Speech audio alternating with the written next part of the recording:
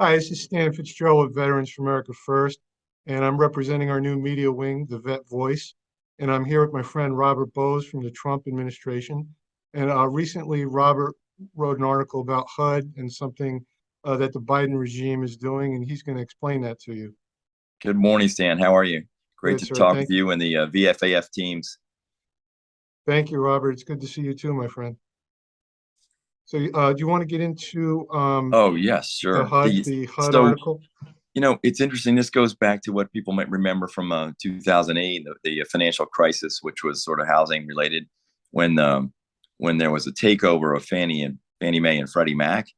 There was sort of irresponsible lending that went on in the years building up to that point in 2008, and then it sort of expanded out and washed out, expanded across the country, and home prices dropped like 25%, right? So a lot of folks who had just gotten in and to buy a mortgage, buy a house, get a mortgage, they got in at the wrong time. This bailout that of the financial system happened then, and individuals got hurt by it. So my concern now is that this is setting up again for something like that with what we're doing, and at exactly the wrong time. You have the Biden administration. They still have these two entities under their control. The Fannie Mae and Freddie Mac are under conservatorship. They are regulated by the Federal Housing Finance Administration, FHFA, and so the Biden administration has FHFA, and they also have HUD and FHA and VA and all these other. Basically, the government still controls three-quarters of the mortgage market. And with the Biden team in place, they just love this, because if they own the market, they own the control of the mortgage market. They now can jam through their radical agenda in terms of the standards, the underwriting for mortgages today. Now, can you contrast under the Trump administration the unprecedented gains and where this for the minority community and where this is heading now? Oh wow, it's so stark that we had, with the Trump economic plans, we had real wage growth, um, and that's driven by some two key policies. That it was America First trade policies. My buddy Peter Navarro was running that, the trade teams.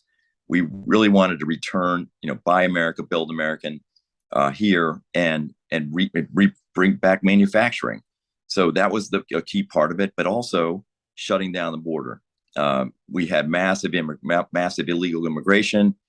That the Trump team, we basically stopped that, and we got this Remain in Mexico plan. We had to fight the Democrats tooth and nail, and it really had an impact. You could see, if you just graph like the you know illegal crossings. If you did a graph of that and you look at graph wages, real wage growth in minority levels too, like teenagers, African American, Hispanic, we had real wage growth at the same time as you had illegal immigration crossings coming down. Wages were going up, but coupled that with the America First trade policies we had to basically start bringing back things, repatriating capital, putting it in industry. We had tax policy that benefited this. That was tax policy was another thing. So all those three things were really helping people out. So their wages were going up, their taxes were going down, and they had better job prospects. So now the Biden team gets in there and they totally reverse that. Now it's 4 million illegals. Now its wages are dropping. And guess what? Inflation is hammering you on the other way. So it's just totally, if you think about the inflation costs, you're working an extra month just to pay for inflation. You're also working 3 or 4, 5 months just to pay taxes.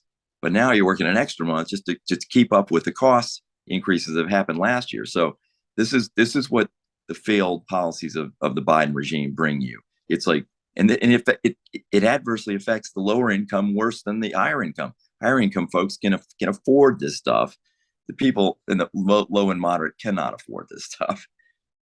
It's really amazing, and I'll just give a little input.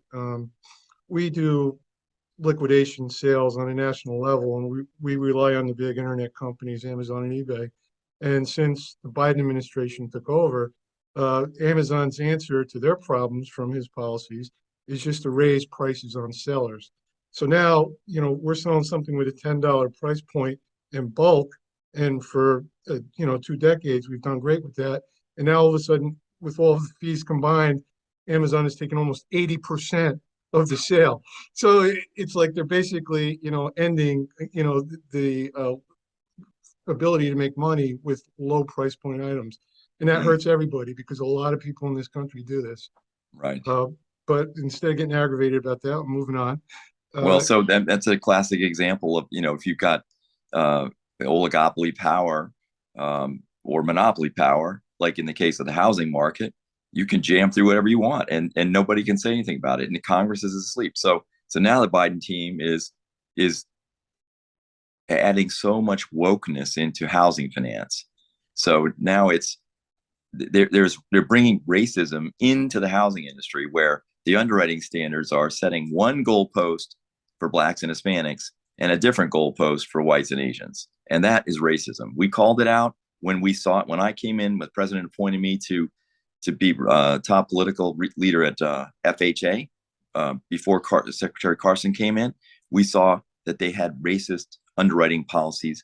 And frankly, the GSEs, Fannie Mae and Freddie Mac, they like alerted us because they didn't want to do this stuff, but they were forced to by the Obama team.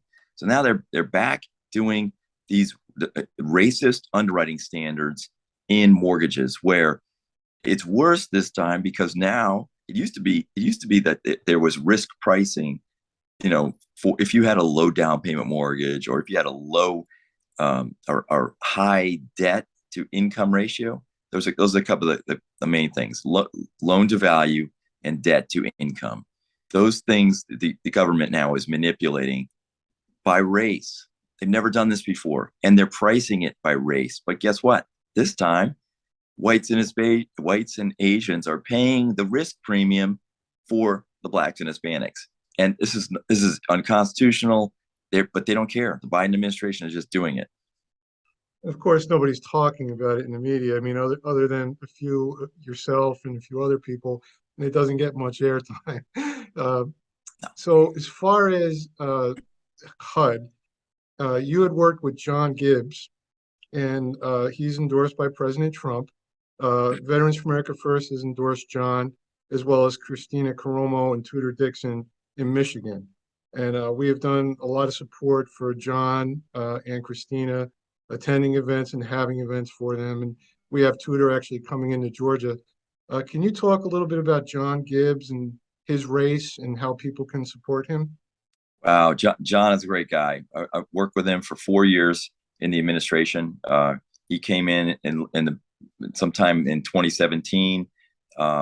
Just a fantastic guy, brilliant, smart, and very savvy on the policies. He knows policies. He was put into our community planning development as a nominated assistant secretary. He oversaw that would have been like a lot of the public housing money that was sort of forced on us from Congress, and including disaster relief money and Section 8 housing, things like that.